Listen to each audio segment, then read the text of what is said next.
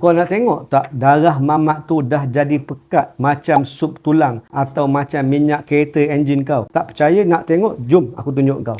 Kau tengok graf ni. Mamak ni, ini serum triglyceride dia. Kadar lemak di dalam darah semasa kita puasa. Sepatutnya kurang daripada 1.5.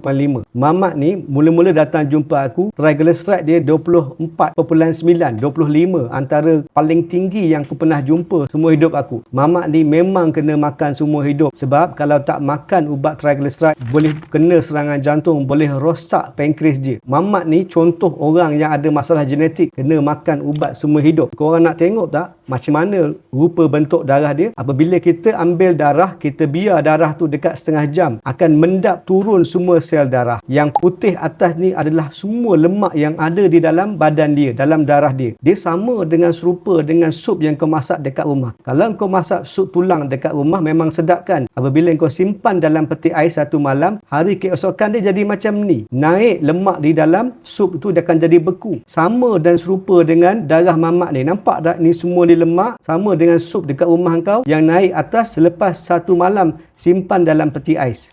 Sebab tu aku cakap, setengah-setengah orang memang kena makan ubat kolesterol semua hidup. Jangan nak fikir ngada-ngada semua benda tu boleh reverse tanpa makan ubat. Kena tengok keadaan pesakit. Kena tengok kadar blood test dia. Bukan semua orang yang sama. 1 dalam 500 orang lahir dengan kolesterol yang tak baik disebabkan masalah genetik. Memang kena makan ubat semua hidup. Kalau kau suka konten macam ni, kau klik link dekat bio aku, join group aku. Sekian, terima kasih.